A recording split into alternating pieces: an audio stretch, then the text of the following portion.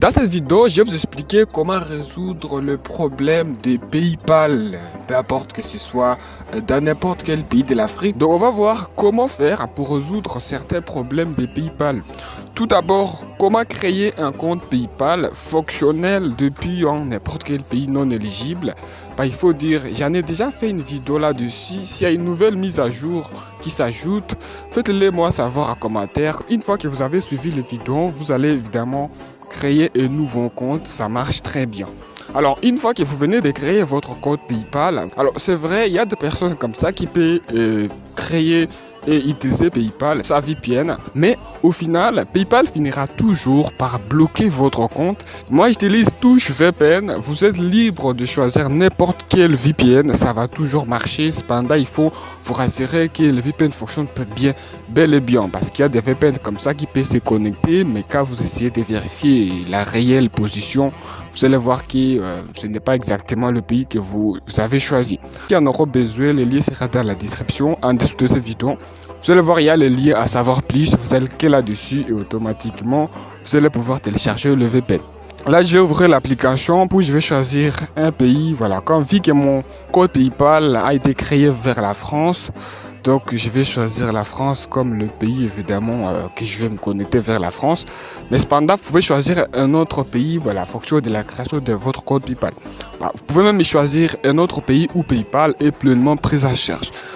Actuellement, la plupart sont généralement de pays européens et les États-Unis, voire même le Canada. Donc là, je me suis connecté vers la France. Donc, une fois que vous avez maintenant votre compte PayPal créé, vous allez télécharger l'application PayPal depuis Play Store. Donc là, je venais de télécharger l'application. Une fois téléchargé, vous allez vous connecter. Comme il s'agit de nouveaux comptes, c'est quelque chose que je venais de créer il y a quelques jours comme ça. Donc, une fois que vous êtes connecté à votre compte PayPal, vous allez patienter au grand minimum, que ce soit au moins 2 semaines comme ça. Pour rompre avec de dire qu'attaque nouveau marché, vous ne pouvez pas accepter des paiements sur PayPal. Là, je venais évidemment d'attendre les 2 semaines. Je vais maintenant utiliser le navigateur Google Chrome. Alors, je l'ai toujours dit avant même d'aller sur PayPal, peu importe que ce soit application, moi, je vous conseille de passer par un VPN. Une fois dans Google Chrome, là, je vais me connecter à mon compte PayPal. Il peut vous arriver que PayPal vous demande évidemment des questions évidemment de sécurité. Une fois c'est fait, évidemment là je me retrouve sur l'interface de mon compte PayPal. En actualisant la page, ce sont des messages comme ça qui arrivent pour vérifier si vous êtes vraiment en France. Donc là je vais cliquer sur compléter et comme on me dit obtenir les statuts vérifiés pour commencer à accepter le paiement évidemment. Je vais cliquer sur obtenir les statuts vérifiés. Maintenant, on me dit qu'il s'agit d'une erreur et je suis redirigé vers la page d'accueil. Ça, c'est un de mon code PayPal aussi que j'avais créé évidemment bien avant.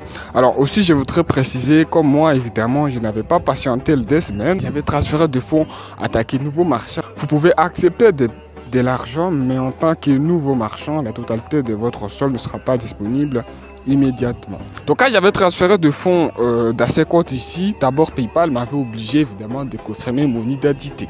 Je l'ai fait, alors je dois l'avouer que j'ai utilisé ma carte d'électeur pour finalement confirmer cette identité. Pour ceux qui disent que la carte d'électeur n'est pas acceptée par PayPal, cependant mon code PayPal ici est des codes PayPal canadiens. Voilà. Donc je vais utiliser ce code pour transférer de fonds vers le nouveau compte que je venais évidemment de créer. C'est tout un nouveau compte. Le code que vous utilisez pour transférer de fonds ne doit pas être un code PayPal justement créé d'un pays comme ça où PayPal n'est pas pleinement pris en charge, surtout quand vous voulez transférer pour un nouveau code. Les fonds ne peuvent pas souvent arriver si vite comme par exemple que ce code PayPal ici que je vais transférer vers l'autre code, c'est un code PayPal canadien. Donc au Canada, il n'y a pas de problème de PayPal.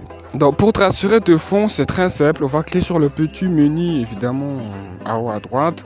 Ensuite, on va aller dans payer et se faire payer. D'accord, et carte. On va cliquer sur autre action, envoyer ou demander de l'argent. Je vais renseigner l'adresse mail de mon compte. Donc moi, je vais envoyer 0,10 $. Donc là, je vais cliquer sur suivant. Je vais tout simplement choisir la carte. Ensuite, je vais cliquer sur suivant. Type de paiement. Vous allez choisir pour vos proches, pour qu'il n'y ait pas beaucoup de protection des achats. On va cliquer sur continuer. Pour des biais et services, il n'y aurait pas de frais. Pour Approche, évidemment, il y aurait des frais qui vont s'appliquer.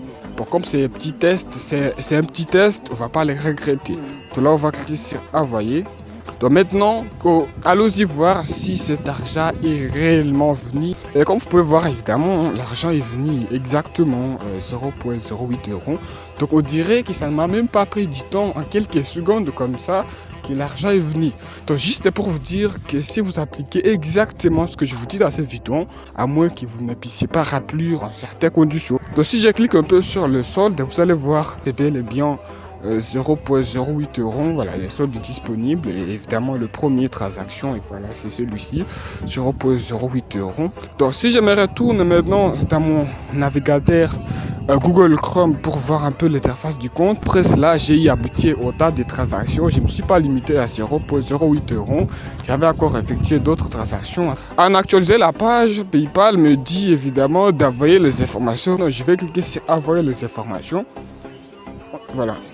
Comme vous pouvez voir, nous avons besoin des informations de votre paiement. Si on ne fait pas cela, on n'aura pas besoin, on n'aura pas la possibilité de faire pas mal de transactions. Donc, je vais cliquer sur résoudre. Voilà, on va cliquer sur accepter et continuer. Suivant. Alors, évidemment, vous devez choisir les types de pièces d'identité parmi les listes. Moi, je vais choisir carte d'identité.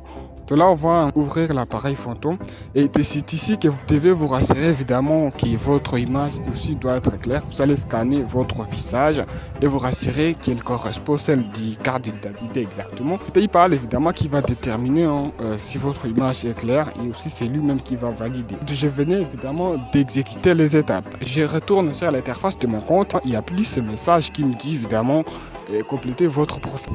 Alors, deuxième chose, évidemment, après un certain temps, ils ont d'abord analysé mon compte. C'est pas exactement le moment, mais on peut estimer avec 4 heures comme ça. J'ai reçu, évidemment, un mail de PayPal me dit que l'accès à votre compte PayPal a été rétabli.